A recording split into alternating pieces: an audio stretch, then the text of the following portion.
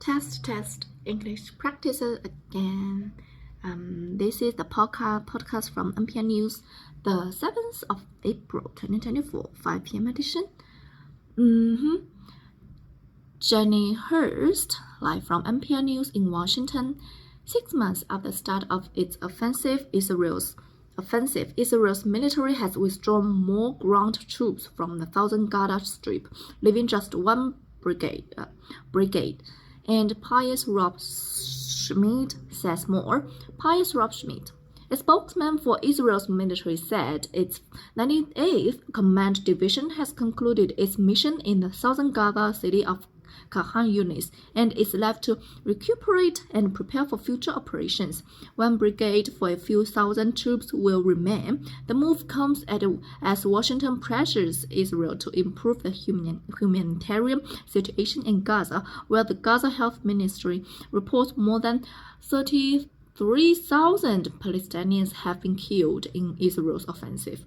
It was unclear whether this withdrawal would delay a long-threatening incursion into the nearby city of Rafah, which Israel's leaders say it needed to eliminate Hamas. Hours after troops withdrew from Khan Yunis, 5 rockets were fired from the area of Israeli communities. From the area at Israeli communities near the border with Gaza.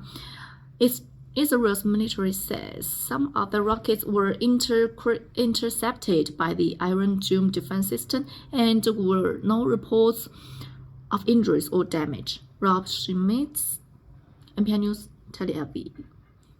In New York State, police, public safety, and recreation teams are being deployed ahead of tomorrow's total solar eclipse, and officials say traffic jams and overloaded cell phone systems should be expected in some areas, and Pia Byron has more.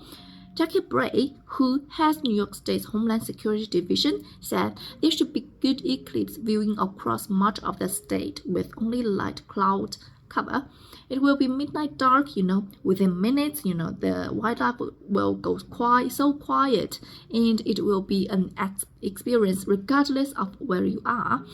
Officials are concerned the influx of eclipse watchers will overwhelm the roads and the capacity of first responders. They forward positioned state police helicopters, boats, and medical crews, deploy 20 ambulances in anticipation of potentially needing additional EMS capacity.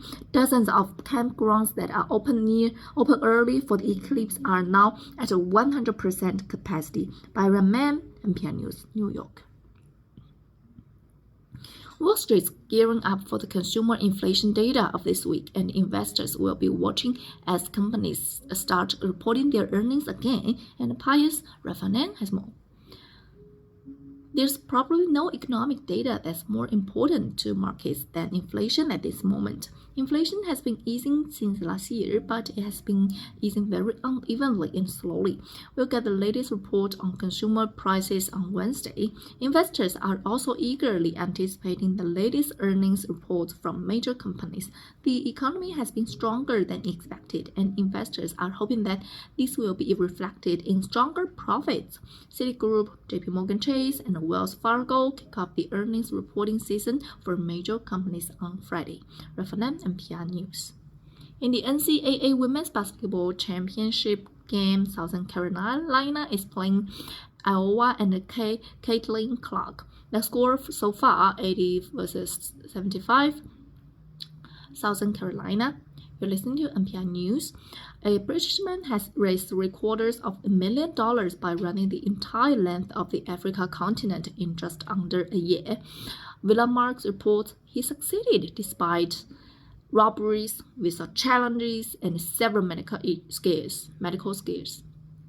27-year-old Russell Cook from southern England began his journey last April at South Africa's southernmost tip.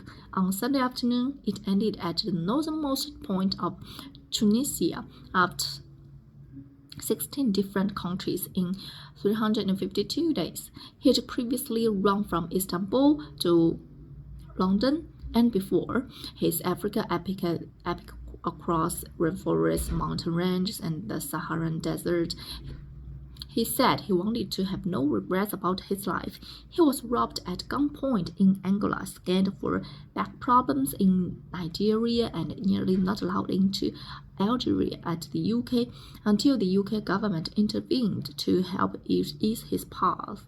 After running at nighttime across the world's largest desert to avoid the heat, Cook arrived at a Tunisian beach resort to enjoy what he considered the ultimate reward, a strawberry daiquiri for NPR News and Villa Max in London. And with just 2 minutes left in the fourth quarter of the NCAA Women's Basketball Championship game, South Carolina is ending out at 51-75. At the weekend box office, Godzilla Kong, the new umpire, held onto the top spot for a second week with an estimated 31 million in ticket sales. In second place, another primate-themed movie, Dev Paddle's Monkey Man, a revenge thriller set in India, opened with an estimated 10 million. That's also what it cost to produce. Paddle directs and stars in a bloody, politically charged film. I'm Jenna Herbst, NPR News in Washington. That's the end of this test.